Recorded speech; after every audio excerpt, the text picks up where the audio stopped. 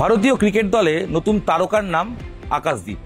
বাংলার আকাশদীপ বার্মিংহাম টেস্টে দুটো ইনিংসে 10 উইকেট নেওয়ার পর রীতিমতো তারকা বনে গেছেন আকাশদীপ। আকাশদীপের জীবনের লড়াইয়ের গল্প, কি করে ক্রিকেটে আসা, সব কথাই আপনাদের সঙ্গে বিভিন্ন সময় বিভিন্ন ভিডিওয়ে শেয়ার করেছি। তবে এই যে ভিডিও করছি, এটা আকাশের আরেকটা দিক তুলে ধরব।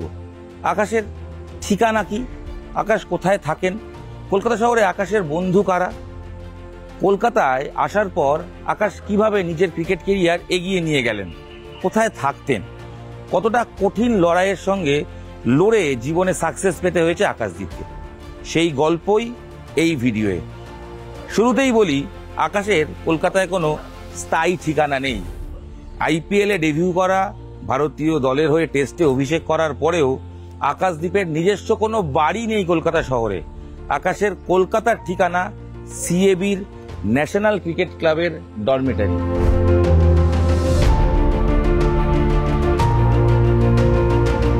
এই বিল্ডিং এর ডরমিটারিতে দোতলার যে রুম, সেখানেই বাকি সতীর্থদের সঙ্গে আকাশদীপও থাকেন। বাকি সতীর্থরা তারা কেউ অনূর্ধ্ব 19, কেউ অনূর্ধ্ব 16, কেউ অনূর্ধ্ব 23 বাংলার হয়ে খেলা বিভিন্ন ক্রিকেটার যারা জেলা থেকে আসে এখানে থাকেন। তাদের সঙ্গেই আকাশদীপের ওঠা বসা, গল্প করা, একসঙ্গে থাকা, ক্রিকেট নিয়ে চর্চা। আর এটা টানা 5-6 বছরের বেশি সময় ধরে চলে আসছে। আজও যখন আকাশদীপ বাংলার হয়ে খেলার জন্য চলে আসেন কলকাতায়, তখনও এসে এই ডরমিটারিতেই থাকেন। ডরমিটারিতে কি ব্যবস্থা আছে জানেন? ব্যবস্থা বলতে মূলত 8-10 জন মিলে একটা ঘরে থাকা, একটা খাট, আর তার সঙ্গে তার আসবাবপত্র, একটা ছোট্ট আসবাবপত্র যাতে তার সরঞ্জাম রাখা যায়, খেলার কিটস রাখা যায়, কমন টয়লেট, এছাড়া কোনো অত্যাধুনিক সুযোগ সুবিধা নেই। তা সত্ত্বেও আকাশের কোনো কমপ্লেনই নেই। আকাশদীপ প্রথম দিন যেদিন এসেছিলেন এখানে, সেদিন থেকে আজ পর্যন্ত ভারতীয় দলের খেলা পর্যন্ত প্রতিবার কলকাতায় থাকলে এই ডরমিটারিতেই থাকে। অরুণ লালের সঙ্গে আমরা কথা বলেছিলাম, বাংলার প্রাক্তন কোচ। তিনি বলছিলেন আকাশ যখন বাংলার হয়ে খেলতো এই ডরমিটারি থেকেই প্র্যাকটিসে আসতো, কোনোদিনও লেট করেনি, কোনোদিনও কোনো কমপ্লেন করেনি। বাথরুমের সমস্যা কিংবা থাকার সমস্যা, ঘরে এটা নেই ওটা নেই, কোনো কমপ্লেন আকাশদীপ কোনোদিনও করতেন এবং প্রত্যেক দিন সঠিক সময় মাঠে পৌঁছে যেতেন আকাশদীপ। জগমোহন ডালমিয়ার হাত ধরে তৈরি হয় the national cricket club. The national cricket ক্লাবের এই যে বিল্ডিং, এটাই সিএবিকে দেওয়া রয়েছে তাদের ডিস্ট্রিক্টের ক্রিকেটারদের থাকার জন্য, ডরমিটারির ব্যবস্থা করার জন্য। এখানে একাধিক ক্রিকেটার থাকেন। বিভিন্ন সময় ক্রিকেটাররা যারা জেলা থেকে আসেন, কলকাতায় থাকার জায়গা নেই, তাদের আস্থানা তো এটাই। আকাশদীপও ঠিক এইভাবেই উঠে এসেছিলেন এই বিল্ডিংয়ে। কি করে, সেই গল্পটা আরেকবার একটু মনে করাই। আকাশদীপ যখন বিহারের জন্ম, বিহারের সাসারামের ছেলে, ক্যাম্বিস বলে খেলতেন, বাবা শিক্ষক। ওই অঞ্চলে কেউ কোনোদিনও ডিউস বলে ক্রিকেট খেলতো না, সবাই ওই ক্যাম্বিসে খেলতো। আকাশ খেলে বেড়াতো, বাড়ির লোকের খুব একটা পছন্দ ছিল না, বাড়িতে না বলেই আকাশ ক্যাম্বিসে এদিক ওদিক সেদিক খেলতে চলে যেত। আকাশের রিলেটিভ থাকতো আসানসোল দুর্গাপুরে মাঝে মধ্যে এসেও ক্যাম্বিসে খেলে গেছে আকাশ। সেখান থেকেই ঘটনাচক্রে আকাশ এসে পৌঁছে যান কলকাতায়। আর কলকাতায় কোথায়? সৌরভ গঙ্গোপাধ্যায়ের একাডেমি, সল্টলেকের 22 ইয়ার্সে।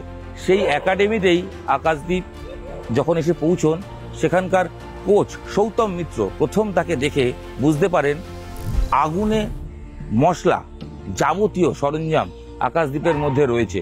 আকাশদীপের মধ্যে বড় হওয়ার খিদে রয়েছে। তার আগুনে বোলিং বারবার প্রমাণ করেছে আকাশ তৈরি ছেলে, লং রেসের ঘোড়া। তো সেই আকাশদীপকে দেখার পর বাংলার ক্রিকেটারদের সঙ্গে যোগাযোগ করেন একাডেমি কোচরা। সেখান থেকে কোচ সৌরাশিস লাহিড়ীর হাত ধরে, তৎকালীন অনূর্ধ্ব 23 বাংলা দলের কোচ সৌরাশিস লাহিড়ীর হাত ধরে আকাশদীপ বাংলা দলের সুযোগ পান। আর তখন থেকেই আকাশদীপের কলকাতায় স্থায়ী ঠিকানা হয় এই ন্যাশনাল ক্রিকেট ক্লাবের ডরমিটারি। ইডেনের ডরমিটারিতেই আকাশদীপ আজও থাকেন। আইপিএলে সুযোগ পেয়েছেন, অবশ্যই তার বিনিময়ে কোটি টাকা পেয়েছেন, কিন্তু আকাশদীপ তার গ্রামের বাড়ি, যেখানে তিনি থাকেন, পরিবার থাকে, সেখানে গিয়ে সেখানে তার বাড়ি ঘর করেছে, কিন্তু কলকাতায় কোনো ফ্ল্যাট বা থাকার কোনো জায়গা কেনেননি। মাঝে মধ্যে বিভিন্ন ক্লাবের ফ্ল্যাটে থেকেছেন, কখনো বন্ধুদের সঙ্গে থেকেছেন। তবে আকাশের সবচেয়ে প্রিয় জায়গাটা এই ডরমেটারি, এই বিল্ডিং।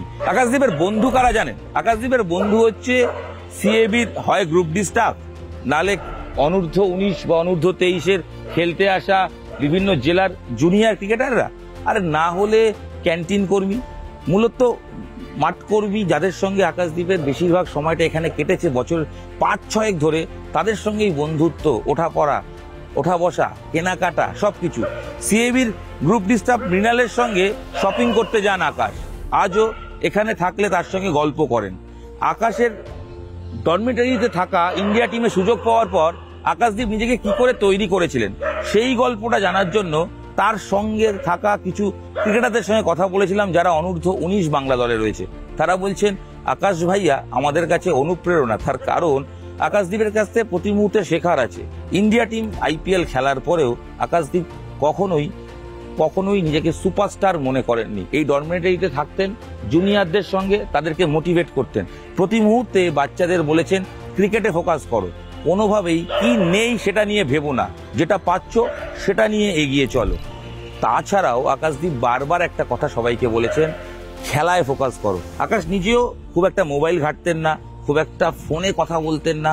যে সময়টা প্র্যাকটিস করার প্র্যাকটিস করতেন, পাশেই জিম, সেই জিমে ট্রেনিং করত, এবং অবশ্যই বাকিটা ক্রিকেট ছিল ধ্যান জ্ঞান, ক্রিকেট ছিল তার সবকিছু। কারণ আকাশ জানতেন ক্রিকেট খেললেই একমাত্র সাকসেস পাওয়া যায়, কারণ পরিবারের যাবতীয় দায়িত্ব আকাশের কাঁধে।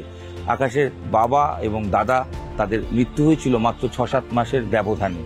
আকাশের সময় ক্রিকেট ছাড়ার কথা ভেবেছিলেন, কিন্তু বাংলার কোচ সৌরাশিস ডায়েরি, লক্ষ্মীরতন শুক্লাদের হাত ধরে আকাশ আবার ক্রিকেটে ফিরে আসেন, ক্রিকেটে নিজেকে প্রমাণ করেন, এবং অবশ্যই আকাশ নিজেকে ভারতীয় দলে জায়গা করে নেন। তবে যতই ভারতীয় দলে জায়গা করে নিন, আকাশ আজও নিজের গ্রাসরুটটা ভুলতে পারেননি। তাই কলকাতায় আসলে আকাশের ঠিকানা এই ডরমিটারি। তার সঙ্গে থাকা যেসব ক্রিকেটার, জুনিয়র ক্রিকেটার, তারা কি শিখেছেন আকাশের থেকে, কিরকম দেখেছেন আকাশকে, কোনো অভিযোগ ছিল কি আকাশের, যখন আসেন কি করেন?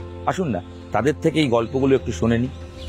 দাদা খুব ডিসিপ্লিন, মানে যখন প্র্যাকটিস টাইমে ঠিক টাইমে যায়, আবার আসে, তারপরে ঠিক রেস্ট নেওয়া, তারপরে আমাদের সাথে খুব গল্পও করতো খেলা নিয়ে। খুব দাদা একদম আমাদের মতোই ছিল, মানে সাধারণ, একদম ওই ক্যান্টিনেই খেতো, যে আমরা ক্যান্টিনে খেতাম, একদম সেম। हाँ हाँ आया तो मैं पहले वही देखा कि यहाँ पर आकाश भैया रहते हैं, सोचा नहीं कि यहाँ पर भैया रहते हैं। तो उसके बाद देखा उनको, और अपने दोस्तों की भैया तो यहाँ रहते हैं, हम लोग सब शौक हो गए थे उनको देख के कि यहाँ पर है भैया।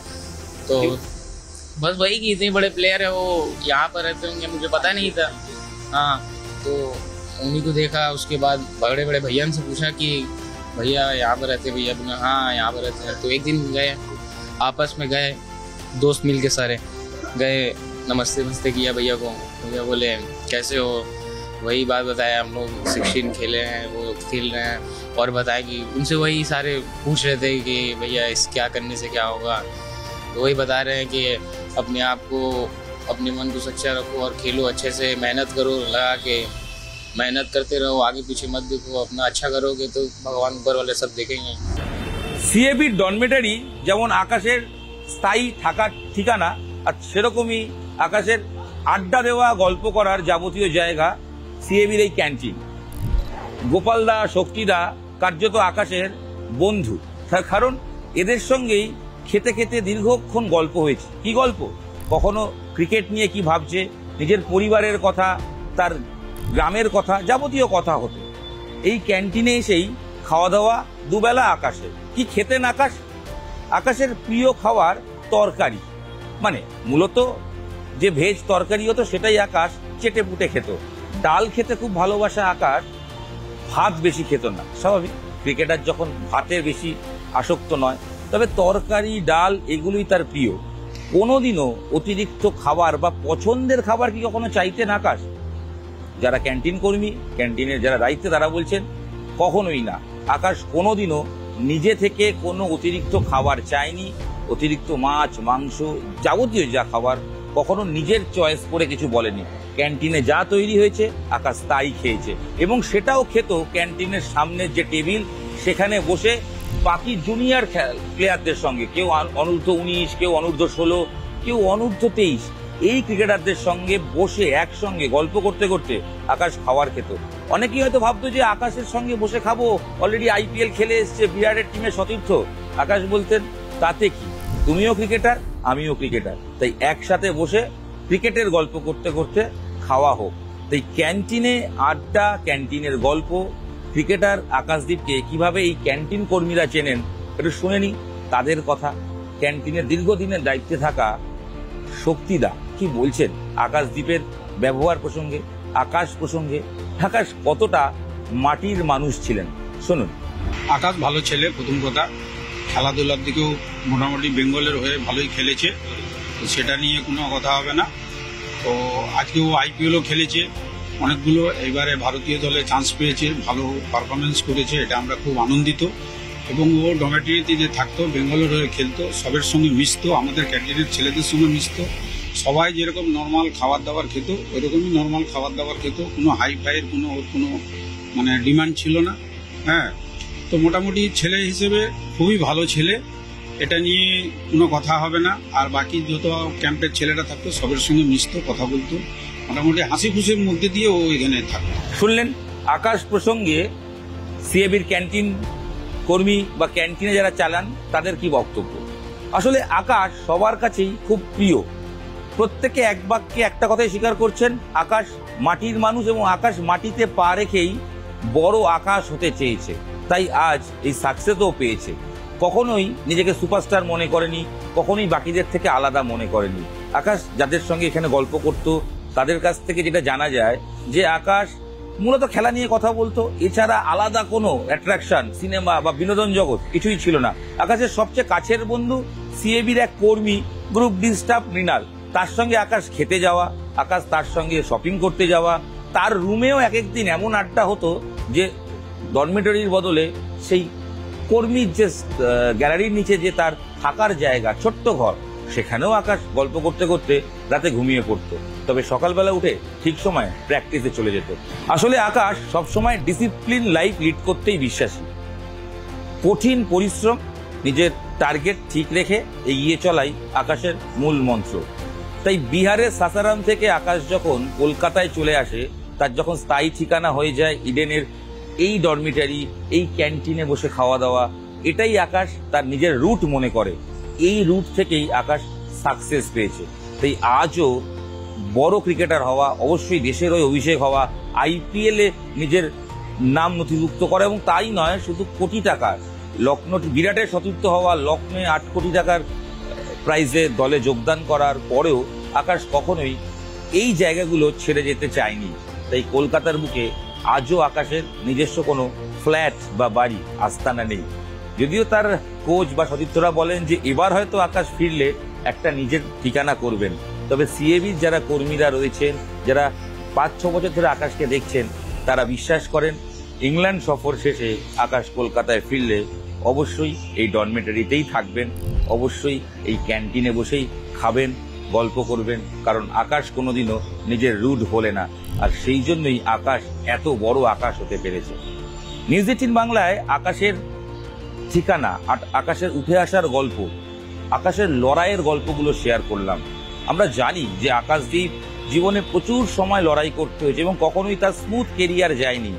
বাবা দাদার মৃত্যু, রিসেন্ট আকাশদীপ বার্মিংহাম টেস্টের পর বলেছে যে তার দিদি ক্যান্সারের সঙ্গে লড়ছেন, সেটাই তার অনুপ্রেরণা, তার দিদিকেই তার এই পারফরমেন্স উৎসর্গ করেছেন। লর্ডসেও দারুণ পারফর্ম করছেন আকাশ প্রতি মুহূর্তেই হয়তো জীবনের যে লড়াইগুলো তিনি লড়েছেন, বাড়িতে তার সমস্যা দেখেছেন, কলকাতায় এসে থাকার যে সমস্যা সেগুলো দেখেছেন, কিন্তু কখনো মুখ ফুটে সেগুলো বলেননি। আকাশ জানতেন এই সমস্যা নিয়ে এগিয়ে চলার পরেই সাকসেস পেলে সেই সাকসেস আরো বড় হয়, এবং প্রতি মুহূর্তে এই লড়াইটা মাঠেও বল হাতে প্রমাণ করছেন আকাশ।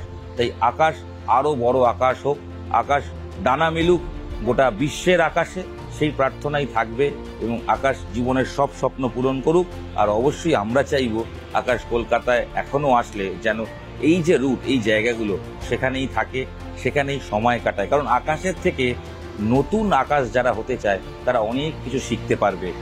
আশা করব আকাশের এই গল্পটা আপনাদের ভালো লেগেছে। আকাশের লড়াইয়ের গল্প তো শুনেছেন, আকাশের এই অন্য দিক, কি করে মাটির মানুষ আকাশ কি করে নিজের রুট, নিজের অরিজিনকে মাথায় রেখে এগিয়ে চলছে, সাফল্য পেয়েছে। আকাশের প্রিয় খাবার, আকাশ কি খেতে ভালোবাসে, আকাশ কি করে, যাবতীয় ইনফরমেশন শুনছেন। আশা করি ভালো লাগলো এই স্টোরিটা। নিউজ 18 বাংলা ডিজিটালে আপনাদের সঙ্গে আমি ইরণ রায় বর্মন ছিলাম। খেলার খবরের পাশাপাশি খেলোয়াড়দের জীবনের গল্পগুলো তুলে ধরা আমার অন্যতম কাজ। তাই আকাশকে নিয়ে এই বিশেষ ভিডিও। আশা করি আকাশ ফ্যান হলে আপনি শেয়ার করবেন, ভালো লাগলে ভালো লোককে জানাবেন, আর বাকিটা আকাশের জন্য প্রার্থনা করুন, কারণ বাংলার আকাশ যাতে আরো সাফল্য পায়।